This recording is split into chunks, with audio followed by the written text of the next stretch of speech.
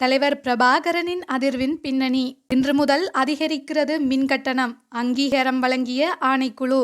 நாட்டில் மீண்டும் எரிபொருள் தட்டுப்பாடு, எரிபொருள் விநியோகஸ்தர்கள் சங்கம் எச்சரிக்கை. பாடசாலை மாணவர்களுக்கு போதைப்பொருள் விற்பனை, வைத்தியர் கைது. பாதுகாப்பு அச்சுறுத்தல், காலவரையறையின்றி மூடப்பட்டது இந்தியா விசா மையம். இந்திய பிரதமரின் முதன்மைச் செயலாளருடன் ஸ்ரீலங்கா உயர்ஸ்தானிகர் முக்கிய சந்திப்பு. துருக்கிக்கு தேவையான உதவிகளை வழங்க தயார் ரணில் விக்ரமசிங்க. தமிழகத்திலிருந்து விடுதலை புலிகளின் தலைவர் வே. பிரபாகரன் உயிருடன் உள்ளதாக பழநெடுமாறன் தெரிவித்த கருத்து இலங்கையில் ஓரிரு நாட்களுடன் அடங்க தலைப்பட்டாலும் பாக்கு நீரிணையின் அக்கறையில் இன்னமும் அந்த விடயம் அதிர்ந்து கொண்டுதான் இருக்கிறது. பழநெடுமாறனின் கருத்தை அடுத்து பிரபாகரன் குறித்து தகவலை மீண்டும் திரட்டிக்கொள்ள இந்திய மத்திய உளவு பிரிவும் தமிழக கியூ பிரிவு காவல்துறையும் நகர்கின்றன. இதற்கிடையே பழநெடுமாறன் தெரிவித்த கருத்தின் பின்னணியின் ஒருமுனை இந்திய மத்திய உளவு பிரிவான ரோவிடம் இருப்பதான விமர்சனங்களுக்கு மத்தியில் அந்த மையமும் இப்போது வேலிக்கு ஓணான் சாட்சி என்ற கோணத்தில் இது தொடர்பான தகவல் திரட்டல்களுக்கு புறப்பட்டுவிட்டது.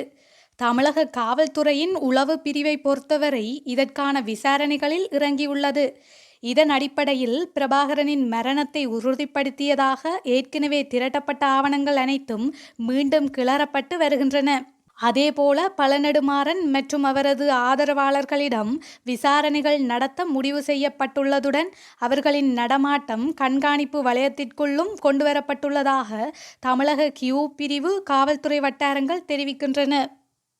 இன்று முதல் 66% மின்சார கட்டணத்தை அதிகரிக்க பொது பயன்பாடுகள் ஆணைக்குழுவின் அங்கீகாரம் வழங்கப்பட்டுள்ளது. பொது பயன்பாடுகள் ஆணைக்குழுவின் தலைவர் ஜனக ரத்னநாயக்க இந்த பிரேரணைக்கு எதிர்ப்பு தெரிவித்த போதிலும் ஏனைய 3 உறுப்பினர்களின் இணக்கப்பாடு காரணமாக பிரேரணை நிறைவேற்றப்பட்டது.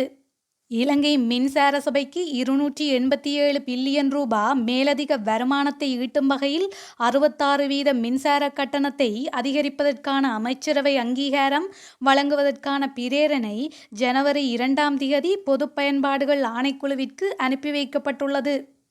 எனினும் பொது பயன்பாடுகள் ஆணைக்குழுவின் அனுமதி தொடர்ந்து மறுக்கப்பட்டுள்ளதுடன் கருத்து வேறுபாடுகளுக்கு மத்தியில் அதன் உறுப்பினர்கள் பலர் பதவி விலகினர்.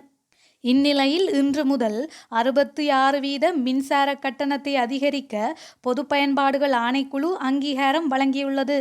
இலங்கை பெட்ரோலிய கூட்டுத்தாபன எரிபொருள் நிரப்பு நிலையங்களின் விநியோகஸ்தர்களினால் மக்கள் வங்கியில் வைப்பிலிடப்பட்டுள்ள பணத்தின் கணக்கு பதிவுகள் இடைநிறுத்தப்பட்டுள்ளன. குறித்த இடைநிறுத்தல் செயற்பாடானது நேற்று நள்ளிரவு முதல் முன்னெடுக்கப்பட்டதாக தகவல்கள் வெளியாகியுள்ளன. இந்நிலையில் நாட்டில் மீண்டும் எரிபொருள் தட்டுப்பாடு ஏற்படும் அபாயம் காணப்படுவதாக எரிபொருள் விநியோகஸ்தர்கள் சங்கம் தெரிவித்துள்ளது. பணம் செலுத்தப்பட்ட போதிலும் விநியோகஸ்தர்களுக்கான எரிபொருளை பெற்றுக்கொள்ள முடியாத நிலை ஏற்பட்டுள்ளதாகவும் கூறப்பட்டுள்ளது. இது தொடர்பில் மக்கள் வங்கியின் தலைவருக்கும் இலங்கை பெட்ரோலிய கூட்டுத்தாபனத்தின் உயர் மட்டத்திற்கும் தெரியப்படுத்தி தீர்வு காண நடவடிக்கை எடுத்து வருவதாகவும் சங்கம் தெரிவித்துள்ளது. மக்கள் வங்கியின் கணக்கில் பணத்தை வைப்பிலிடும் விநியோகஸ்தர்களுக்கு எரிபொருள் வழங்கப்பட மாட்டாது என இலங்கை பெட்ரோலிய கூட்டுத்தாபனத்தின் சப்ரகமுவ பிராந்திய முகாமையாளர் விநியோகஸ்தர்களுக்கு அறிவித்துள்ளதாக விநியோகஸ்தர்கள் தெரிவித்துள்ளதாக கூறப்படுகிறது. பதுளை பொது வைத்தியசாலையின் வைத்தியர் ஒருவர் 145 போதை மாத்திரைகளை காரில் கொண்டு சென்ற போது இன்று இரவு காவல்துறை விசேட அதிரடிப்படையினரால் கைது செய்யப்பட்டுள்ளார்.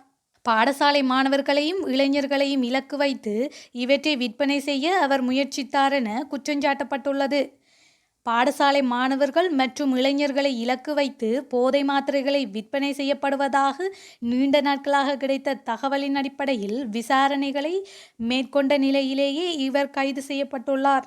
மருத்துவரிடமிருந்து கைப்பற்றப்பட்ட 150 மில்லிகிராம் போதைப்பொருள் அடங்கிய 150 மாத்திரைகளுடன் நீதிமன்ற நடவடிக்கைகளுக்காக பதுளை காவல்துறையினரிடம் ஒப்படைக்கப்பட்டுள்ளதாக பதுளை சிரேஷ்ட காவல்துறை அத்தியட்சகர் தெரிவித்துள்ளார். இந்தியாவிற்கான ஸ்ரீலங்காவின் உயர்ஸ்தானிகர் மிலிந்த மொரடகொடவிற்கும் இந்திய பிரதமரின் முதன்மைச் செயலாளருக்கும் இடையில் முக்கிய சந்திப்பொன்று இடம்பெற்றுள்ளது.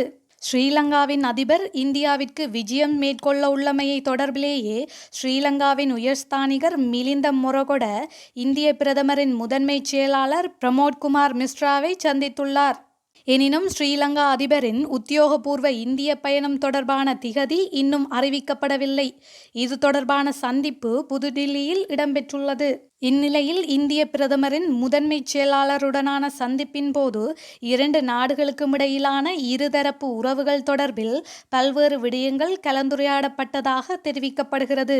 இதன்போது இலங்கையுடனான இந்தியாவின் வரலாற்று மற்றும் ஆழமான உறவுகளை நினைவுகூர்ந்த இந்திய பிரதமரின் முதன்மைச் செயலாளர் அண்டை நாடு நெருக்கடியை எதிர்கொள்ளும் போது உதவுவது இந்தியாவின் கடமை என்று கூறியுள்ளார்.